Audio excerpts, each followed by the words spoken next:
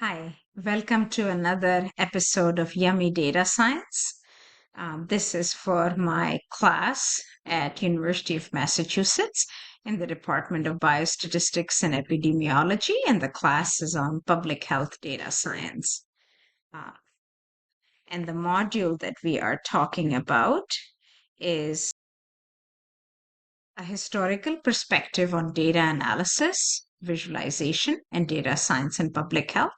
We've already talked about James Lind, who is considered the father of clinical trials, and we've talked about John Snow and his famous map of the Soho district of London, and how he demonstrated that a pump, that water drunk from a pump, was the source of the cholera epidemic.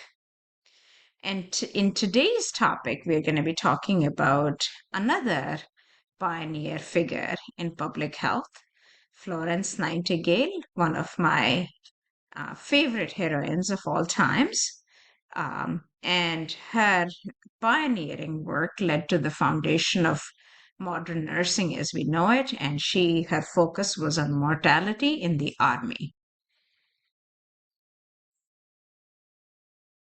So, a little bit of context. Um, the backdrop is the Crimean War, and oddly enough, it seems that now with the war between Russia and Ukraine, it seems to have some elements of deja vu. But the war in Crimea was between Russia and allies. And so Britain was involved. And the way that the British army treated its soldiers was just horrific. They were treated as, okay, if you're well enough to fight, then great.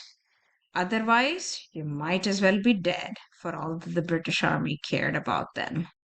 Uh, and so, wounded, the sick, they were really treated as disposable. And the horrific thing is that that was the opinion back then. The royal family, members of the parliament, even soldiers themselves um, thought that it was okay for so many people, so many soldiers to die of disease, unhygienic conditions, and infections from their wounds. And in the field hospital where Florence Nightingale worked, the living conditions were just awful. Uh, it was overcrowded. There was no basic sanitation. You have dead animals on the floor and outside. The hospital itself was built around a cesspool.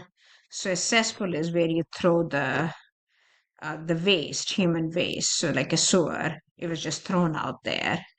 The food was really bad, little to no medicines. So it was really abominable conditions in the field hospital. A little bit more about her early life. Uh, she, I haven't seen her called this, but I've decided I'm going to call her the mother of modern nursing. Um, she came from a very privileged background. She came from a wealthy family. Her parents had two estates and they divided their time. Um, she was one of two children. She had a governess, she had tutors.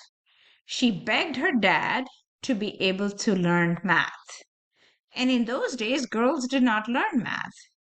Uh, they learned music, cooking, sewing, home arts, but not math. But Florence begged her mom and dad and said, please, I want to learn math. And her dad said, uh, despite his initial hesitations, he relented and he taught her arithmetic, algebra, and geometry. And that made her very analytically minded.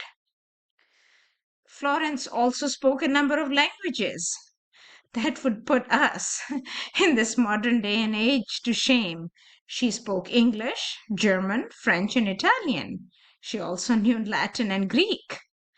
Um, and yeah, she knew music and a lot of other things. And later in her life, she became the first woman to be inducted into the Royal Statistical Society. Florence was a deeply religious person. She helped take care of the people on her parents' estates. So nursing was a calling to her, like a religious calling, right from the beginning. Um, at 17, she rejected a proposal of marriage. And she said, this is not for me. This life is not for me. She broke a lot of taboos to become a nurse in the Crimean War. She was very, very passionate about her cause, and she was an avid writer. She wrote a number of books and pamphlets, over 150. And over on the right, you see that I've pasted this from Wikipedia. And what I really loved about this is at the very bottom, you can hear her voice.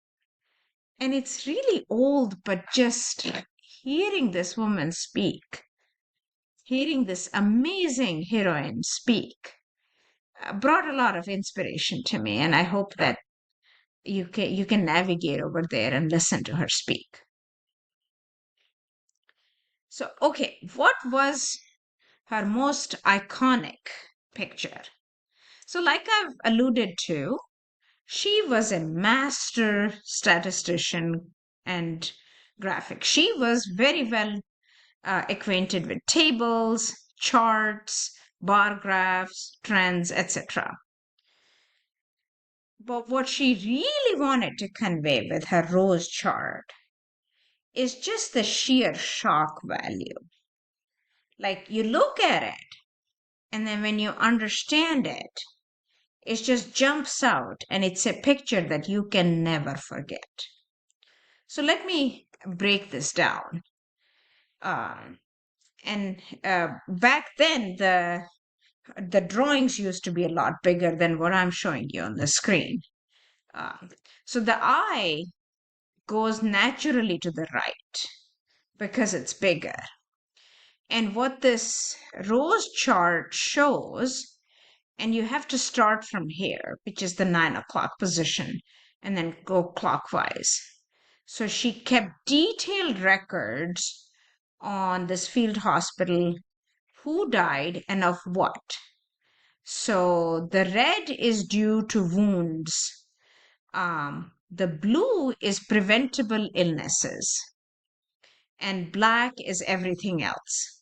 So you can see as we go from, this is April 1954, and you can see this blue area getting big, huge, huge. And look at this, January, oh my gosh. And this area represents the number of deaths. And the way that she did her graph, there's a fair bit of mathematics. The area of the slice represents the number of deaths. And you can see that the blue just jumps out, and these are the preventable deaths. Then over to the left, you can see there's a much smaller graphic, and it's small because it represents smaller numbers. So this is the image before she created some standards of hygiene and care in the hospital, and this is after, and you can see the avoidable deaths, and blue just plummets. Now this graph was what she's remembered for.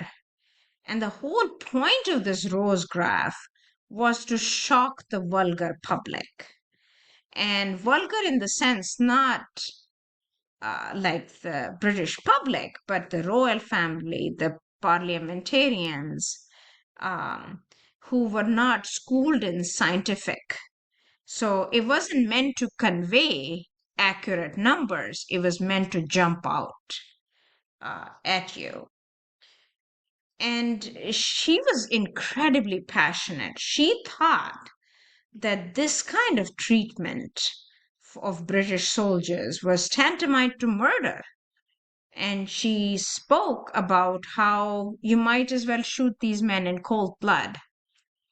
Uh, and this really changed a lot of minds back when she arrived home in England after the war. She worked tirelessly with a number of people who became her collaborators and who did these drawings with her. And she lived till the age of 90. So she lived a long life. So I hope you've enjoyed this. Here are some sources and additional reading. Um, and you can go to these YouTube videos, you can learn more about it. One book that I found especially interesting is called Case Studies in Public Health, and much of the information comes from chapter 4.